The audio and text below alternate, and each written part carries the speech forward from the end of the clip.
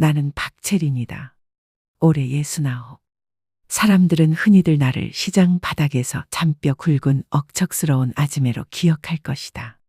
나는 평생 남편 일찍 보내고 홀로 두 아들을 키우며 내 손에 굳은 살이 박히도록 장사하며 살아왔다. 새벽 5시면 남들보다 먼저 일어나 채소를 다듬고 시장 좌판에 나가 하루 종일 서서 손님들에게 호객을 했다. 내 인생은 고되었지만 나는 내 아이들만큼은 남부럽지 않게 살게 하리라 마음먹고 단 하루도 게으른 적이 없었다. 그런데 말이다. 나는 지금 내 자식들에게 죽임을 당할 뻔한 노파로 서 있다. 그동안 뼈 빠지게 일해서 일군 내 재산을 고스란히 집어삼키고 나를 정신병자 취급해 요양원에 처박아두려 한 내 새끼들 손에 말이다. 이게 바로 내가 오늘 이렇게 독백하듯 이야기를 시작하는 이유다. 누구도 믿지 못할 이 막장의 현실, 그 속에서 내가 어떻게 살아남고 복수를 준비했는지를 말하기 위해서다. 그날 새벽이었다. 온 동네가 고요에 잠긴 시각. 시장 통닭집 기름 냄새도 맞은편 막걸리집 술 취한 손님들의 고성도 모두 사라진 숨조차 죽은 듯한 정적 속에 나는 잠들어 있었다. 그런데 이상했다. 평소라면 어떤 소음에도 끄떡없이 자던 내가 그날은 섬뜩한 기운에 눈을 번쩍 떴다.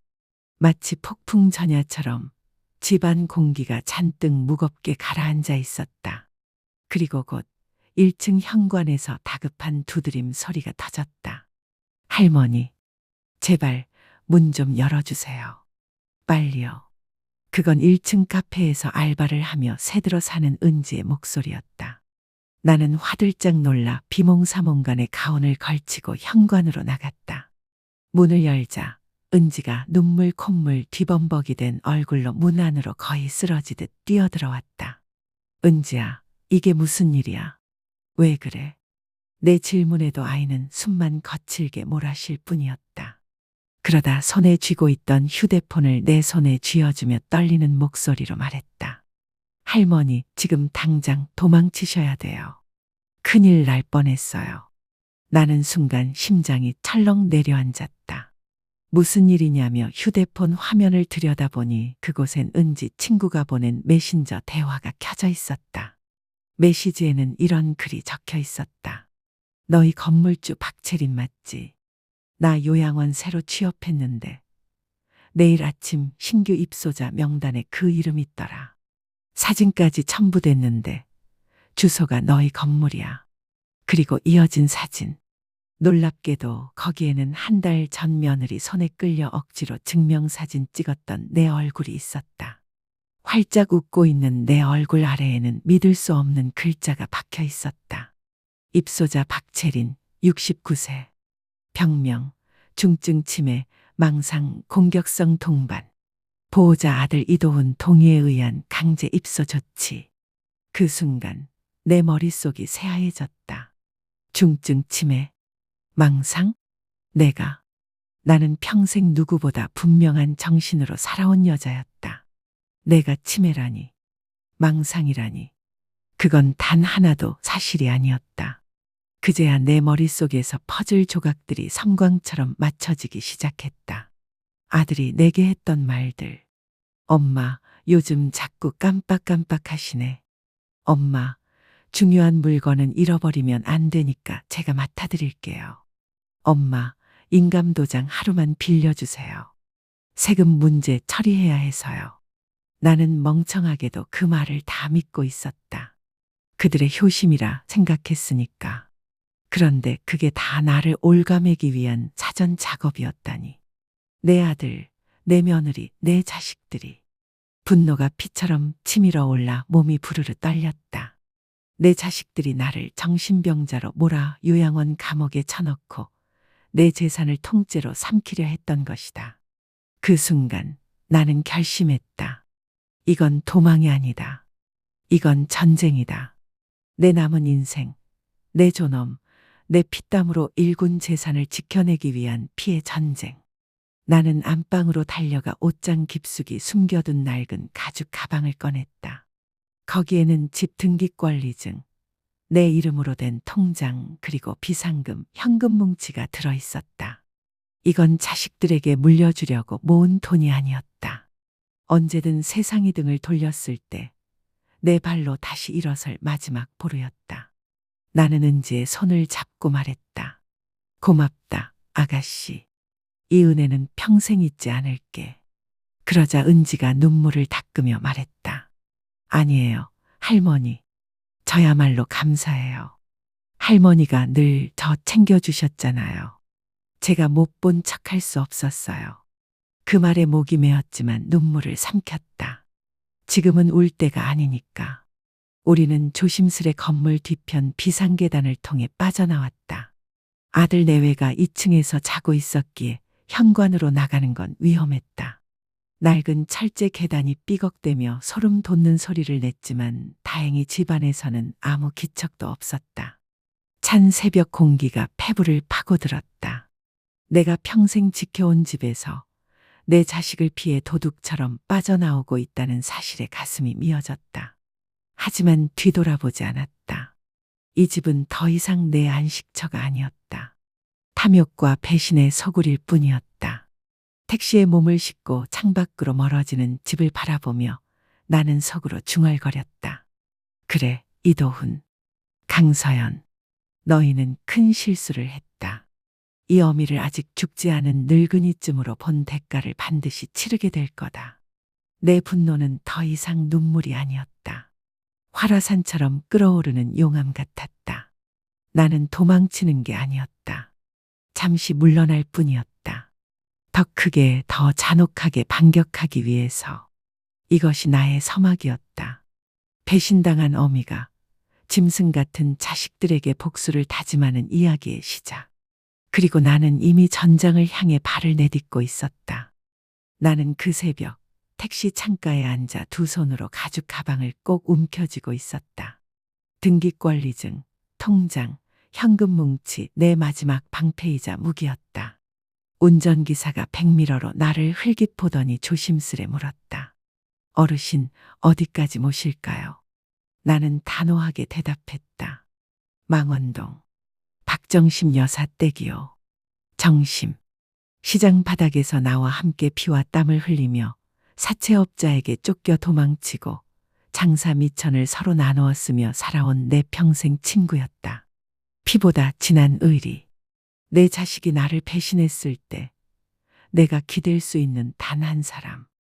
정심은 새벽 2시가 넘어 도착한 나를 보고 입을 다물지 못했다. 가운 차림에 얼굴은 창백하고 손에는 낡은 가죽 가방을 쥔 채 떨고 있는 나. 체리나, 대체 무슨 일이야? 나는 겨우 의자에 앉아 숨을 고른 뒤 모든 걸 털어놓았다. 휴대폰에 뜬 입소자 명단, 아들과 며느리의 배신, 위조된 진단서, 강제 입소 계획까지. 정심은 말을 잃더니 이내 주먹으로 식탁을 내려쳤다. 이런 천벌받을 것들. 지 어미를 병원에 가둬놓고 재산을 통째로 삼키려 해. 내가 그냥 두고 볼 줄 알아? 나는 그녀의 분노를 진정시켰다. 아니야. 지금은 뛰쳐나가서 멱살 잡을 때가 아니야. 그랬다간 내가 진짜로 미친 노파 취급당할 거야. 법과 증거로 차갑게 조져야 해. 그래야 다시는 발붙일 수 없지. 그날 밤 정심과 나는 전략을 세웠다. 첫째, 돈줄을 막는다. 둘째, 증거를 확보한다. 셋째, 법정 무기를 손에 쥔다. 나는 이 세 가지만 달성하면 반드시 이길 거라 확신했다. 그리고 다음 날 해가 뜨자마자 우리는 은행으로 향했다. 은행 창구에서 젊은 직원이 나를 보며 웃었다. 어르신, 무엇을 도와드릴까요? 나는 숨도 고르지 않고 말했다. 내 명의로 된 모든 계좌, 지급 정지 걸어주시오. 그리고 인감도 분실 신고. 직원의 얼굴이 굳었다. 혹시 사기를 당하신 건 아니신지요? 협박 전화를 받으셨다거나. 그런 거 아니요. 내 돈은 내가 지킨다는데 무슨 말이 그리 많소. 어서 처리해. 내 목소리에는 흔들림이 없었다. 잠시 후 지점장이 직접 나왔다. 나를 위아래 훑어보며 조심스레 말했다. 고객님, 정말 괜찮으시겠습니까? 모든 계좌가 정지되면. 괜찮소. 내가 원하오. 내 아들이고 며느리고 이제는 못 건드려. 그 순간 나는 느꼈다. 아들이 아무리 내 도장을 손에 쥐고 있다 해도 내 단호한 결정 한마디로 그들의 손발이 묶여버린다는 사실을. 창구에서 서류의 도장을 꾹꾹 눌러 찍으며 나는 속으로 중얼거렸다. 이제 시작이다. 이도훈. 너희는 한 푼도 못 건드려. 은행 문을 나서자마자 내 휴대폰이 미친 듯 울렸다. 발신자는 아들. 나는 받지 않았다. 어머니 어디 계세요? 걱정돼요. 집에 무슨 일 있으신 거예요? 전화 좀 주세요. 가식적인 문자들이 줄줄이 도착했다. 그러다 마침내 본심이 드러났다. 어머니, 혹시 은행 다녀오셨어요? 통장 정지됐다는데 무슨 일이죠? 나는 그 문자를 저장해 두었다. 언젠가 법정에서 그의 가식과 본심을 갈라놓는 칼날이 되어줄 것이기에. 정심은 내 손을 꼭 잡으며 말했다. 체리나, 이제 변호사를 만나야 해. 우리 같은 약자 편에 서서 싸워줄 이빨 날카로운 사람. 알아봐 줄게. 그녀의 말은 옳았다. 나는 피로하지 않았다. 오히려 점점 더 선명해졌다. 분노가 나를 이끌었고 냉정이 나를 무장시켰다. 며칠 뒤 정심은 한 젊은 변호사를 소개했다. 최강우. 30 중반, 날카로운 눈매와 강철 같은 목소리를 가진 사내였다. 사람들은 그를 불효자 저격수라고 불렀다고 했다. 돈 없고 힘없는 부모를 속여 재산을 빼앗으려는 자식들을 상대로 수많은 승소를 이끌어낸 인물. 나는 처음 그를 만났을 때 그의 눈빛에서 확신을 보았다. 그는 내 얘기를 끝까지 듣고는 조용히 말했다. 어머님, 이건 단순한 가족 문제 아닙니다. 사기, 사문서 위조, 자유침해. 명백한 형사 사건입니다. 증거만 있으면 반드시 이깁니다. 그의 목소리에 나는 온몸이 전율했다. 드디어 내 편이 생겼다는 안도감. 최 변호사의 첫 지시는 명확했다. 첫째, 증인을 확보해야 합니다. 할머님께 사실을 알려준 세입자 은지 씨 꼭 보호해야 합니다. 둘째, 아드님 내외의 금융 내역과 채무 관계를 파악하겠습니다. 빚이 원인일 가능성이 큽니다. 셋째, 위조된 진단서와 보험 계약 여부 반드시 확인합니다. 나는 그의 꼼꼼한 계획에 고개를 끄덕였다. 그는 마지막으로 내 눈을 똑바로 바라보며 말했다. 어머님, 자식들이라고 해서 죄가 가벼워지진 않습니다. 이번에 반드시 죄값을 치르게 하실 겁니까? 나는 단호하게 대답했다. 네. 그자들은 더 이상 내 자식이 아니요. 피부치라는 이름으로 날 속인 짐승일 뿐. 죄값 반드시 치르게 할 거요. 그날부터 전쟁 준비는 본격적으로 시작됐다. 은지는 두려움에 떨면서도 용기를 내주었다. 변호사님, 사실 얼마 전에도 아들 부부가 싸우는 걸 들었어요. 주식으로 날린 돈, 명품 산 것 때문에 서로 욕하고. 최 변호사는 눈을 빛내며 그 모든 대화를 기록했다. 좋습니다. 동기 확보 명확합니다. 이건 단순한 욕심이 아니라 빚과 탐욕이 만든 범죄입니다. 며칠 뒤 그의 조사 결과가 나왔다. 아들은 주식 실패로 빚이 3억. 며느리는 매달 수천만 원을 명품에 탕진. 겉만 번드르르 했지 속은 골마 터진 빈털털이었다. 나는 그 보고서를 보며 헛웃음을 터뜨렸다.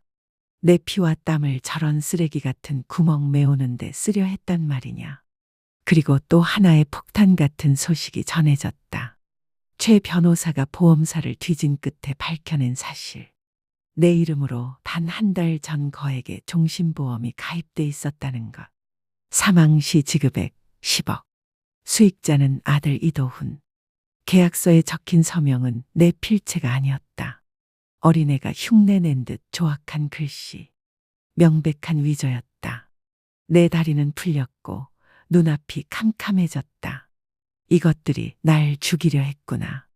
그날 밤 나는 정심의 집 방바닥에 앉아 오래도록 생각했다. 울음은 나오지 않았다. 오직 분노만이 심장 깊은 곳에서 활화산처럼 들끓었다. 그래, 이제는 명확하다. 저것들은 나의 자식이 아니다. 내 피를 빨아먹고 내 목숨을 담보로 장난친 괴물일 뿐. 나는 마음속으로 단단히 새겼다. 이제 시작이다. 이제부터가 진짜 전쟁이다.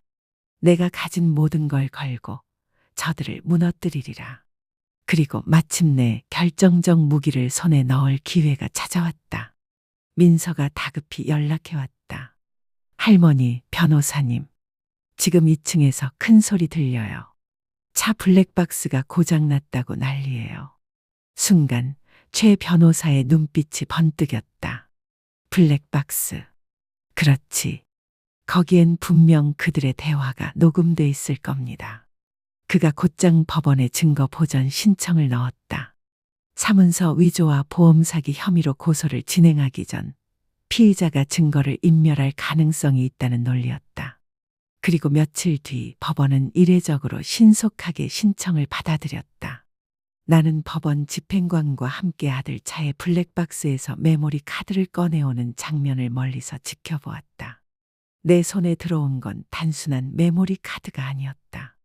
저 괴물들이 스스로 판 무덤을 파헤치는 결정적 증거였다. 이것이 나의 이막이다. 내 피를 탐한 괴물 자식들. 이제 법과 증거라는 칼날 앞에 무릎 꿇게 만들 준비가 끝났다. 나는 더 이상 피해자가 아니었다. 나는 사냥꾼이었다. 나는 떨리는 손으로 블랙박스 메모리 카드를 쥐고 있었다. 그 작은 칩 속에 모든 진실이 그리고 내 방격에 칼날이 담겨 있었다. 최 변호사는 파일을 열기 전 내 어깨를 다독이며 말했다. 어머님, 마음 단단히 먹으셔야 합니다. 이 안에는 듣기 힘든 말들이 많을 겁니다. 나는 고개를 끄덕였다. 괜찮소. 이미 내 심장은 돌덩이가 되었으니. 노트북 스피커에서 치직거리는 소음이 흘러나왔다. 곧이어 익숙한 목소리. 아들 이도훈. 젠장, 엄마 통장 다 막혔어. 이제 어쩌라고. 그 뒤를 이은 며느리의 날카로운 목소리. 내가 주식으로 말아먹지만 않았어도 이렇게는 안 됐지. 일단 요양원에 집어넣자니까. 거기 원장이랑 다 얘기 끝났어. 약 좀 쓰면 금방 오락가락하게 만들 수 있대. 나는 숨이 턱 막혀왔다. 이어지는 말은 더욱 잔혹했다. 걱정 마. 내가 필체 연습해서 사인했잖아. 아무도 몰라. 이제 그 노인네만 죽으면 10억이 우리 손에 들어오는 거야. 강남 아파트도 살 수 있다고. 사무실 안 공기는 얼음장처럼 차갑게 식었다. 정심은 입을 틀어막고 눈물을 흘렸고 최 변호사는 이를 악물었다. 나는 그저 눈을 감았다. 눈물이 나오지 않았다. 대신 내 안에 남아있던 마지막 동정마저 산산이 부서졌다. 내 자식은 이미 죽었다. 저 목소리 속에 있는 건 아들과 며느리가 아니라 탐욕에 미친 괴물이었다. 며칠 후 우리는 최종 작전에 돌입했다. 최 변호사는 세장 흔들기 라 이름 붙였다. 즉, 저 괴물들을 스스로 불안과 공포에 물어뜯게 만드는 것. 첫 타깃은 요양원 원장이었다. 법률사무소 직인이 찍힌 내용 증명을 보냈다. 부당 입소 시도에 대한 손해배상 청구 예고. 의료법 위반 및 인권 침해에 대한 형사 고발 가능성 있음. 그 한 장의 종이의 원장은 바로 꼬리를 내렸다. 저희가 잘못했습니다. 모든 절차를 취소하겠습니다. 겁에 질린 그의 목소리를 스피커폰으로 들으며 나는 속으로 비웃었다. 그래, 너희도 공범이었지. 하지만 이제 내 목은 빠져나왔다. 대신 내 자식들이 고립됐지. 그 다음은 재산 가압류. 법원은 우리의 증거를 받아들이고 아들 부부의 아파트, 차량, 계좌 전부를 꽁꽁 묶었다. 며칠 뒤 민서가 문자로 소식을 전했다. 할머니, 지금 2층에서 난리예요. 고두식이 물건 집어던지고 오지연은 울면서 소리 지르고 있어요. 둘이 서로 욕하면서 싸워요. 나는 휴대폰을 내려놓으며 조용히 웃었다. 그래, 짐승들은 결국 서로의 목을 물어뜯지. 결정적 장면은 바로 그 다음에 찾아왔다. 우리는 일부러 미끼를 던졌다. 최 변호사가 아들에게 전화를 걸어 전했다. 어머님께서 이번 한 번만 용서하고 빚을 해결해 주실 마음이 있으십니다. 직접 만나 뵙고 서류를 작성해야 합니다. 아들의 목소리가 떨렸다. 정말입니까? 어머니께서 저희를 용서하신다고요. 그가 속는 데는 단 1분도 걸리지 않았다. 탐욕은 눈을 가린다. 그리고 나는 그 약점을 마지막으로 이용할 작정이었다. 그날 최 변호사의 사무실. 나는 정심과 함께 미리 자리를 잡았다. 테이블 위에는 위조된 보험 계약서, 요양원 신청서, 카드 내역, 블랙박스 녹음 파일이 산처럼 쌓여 있었다. 문이 열리고 아들과 며느리가 들어왔다. 얼굴은 초췌했지만 눈빛에는 희망 아닌 탐욕이 번들거리고 있었다. 어머니, 아들이 무릎을 꿇으려 하자 나는 차갑게 손을 뻗었다. 앉아라. 쇼는 그만하지. 그들은 어색한 미소를 지으며 자리에 앉았다. 최 변호사는 노트북을 열고 스페이스바를 눌렀다. 순간 사무실 안에 울려 퍼진 건 그들의 목소리. 이제 그 노인네만 죽으면 10억이 우리 손에 들어오는 거야. 그 순간 며느리 오지연은 비명을 지르며 자리에서 벌떡 일어났다. 아들은 얼굴이 사색이 되어 옆을 두리번거렸다. 그러나 도망칠 길은 없었다. 최 변호사는 차가운 목소리로 서류를 그들 앞에 밀어놨다. 두 분의 선택은 간단합니다. 첫째, 이 서류에 서명하십시오. 재산 포기각서, 접근 금지 서약서, 친생자 관계 단절 합의서. 둘째, 거부하고 버티십시오. 그럼 저는 즉시 검찰청으로 가서 고소장을 접수하겠습니다. 존속범죄, 사기, 사문서 위조, 보험 사기. 최소 10년은 감옥입니다. 아들과 며느리의 얼굴은 하얗게 질렸다. 잠시 후 오지연이 먼저 무너졌다. 이게 다 너 때문이야. 그녀는 남편의 뺨을 세차게 후려쳤다. 사무실에 날카로운 파열음이 울렸다. 내가 주식만 안 했어도. 나는 몰랐어. 전부 이 인간이 시킨 거예요. 눈물 콧물을 쏟아내며 피해자인 척 연기했지만 아무도 속지 않았다. 아들 이도훈은 결국 내 발끝에 기어와 울부짖었다. 어머니, 제가 잘못했습니다. 어렸을 때 저 열병 났을 때 지켜주셨잖아요. 이번 한 번만 제발 저 좀 살려주세요. 나는 냉정하게 그의 눈을 내려다봤다. 내 아들은 이미 죽었다. 지금 내 앞에 있는 건 탐욕에 미친 짐승뿐이다. 결국 그들은 서명했다. 재산 포기각서, 접근 금지 서약서, 친생자 단절 합의서. 펜 끝이 종이에 닿을 때마다 그들의 운명은 무너져 내렸다. 마지막 문서에 서명한 순간 나는 속으로 중얼거렸다. 이제 끝이다. 최 변호사는 만족스럽게 서류를 정리하며 말했다. 됐습니다. 이제 이들은 어머님과 법적으로 아무런 관계가 없는 남입니다. 그들은 초점 잃은 눈으로 비틀거리며 사무실을 빠져나갔다. 나는 마지막으로 차갑게 내뱉었다. 다시는 내 눈앞에 나타나지 마라. 길에서 마주쳐도 썩은 음식물 보듯 할 테니. 그들이 떠난 뒤 나는 길게 숨을 내쉬었다. 무겁던 바위가 산산이 부서져 내린 듯 가슴이 가벼워졌다. 정심은 내 어깨를 감싸며 속삭였다. 체리나, 이제 다 끝났어. 고생 많았다. 그제야 나는 눈물을 터뜨렸다. 슬픔이 아닌 해방의 눈물이었다. 그 후의 일들은 빠르게 흘러갔다. 아들은 빚에 쫓겨 인력시장을 전전하다 결국 지방으로 야반도주했다. 며느리는 명품 가방을 중고 사이트에 팔며 연명하다가 사기 사건에 연루돼 경찰서에 들락거린다는 소식이 들려왔다. 그들의 몰락은 내 손으로 끝까지 확인할 필요조차 없었다. 이미 내 인생에서 지워진 먼지 같은 존재일 뿐이었으니까. 나는 이제 새로운 삶을 살고 있다. 정심과 함께 바닷가 마을로 내려가 텃밭을 가꾸고 젊은 세입자 은지와는 카페를 함께 차렸다. 최 변호사는 해온 재단을 세우며 억울한 노인들을 돕기 시작했다. 나는 그 재단의 첫 후원자가 되었다. 어느 날 은지가 내게 물었다. 할머니, 지금 행복하세요? 나는 창가로 비치는 바다를 바라보며 대답했다. 행복이 별거냐? 내 곁에 믿을 사람이 있고 내일 아침 눈 뜨는 게 두렵지 않으면 그게 행복이지. 나는 지금 아주 많이 행복하다. 내 인생의 가장 뜨거운 여름은 끝났다. 하지만 지금 내 가을은 가장 풍요롭고 아름답게 익어가고 있다. 그리고 나는 안다. 언젠가 내 마지막 날이 온다면 나는 세상에서 가장 환한 미소로 눈을 감을 수 있으리라는 걸.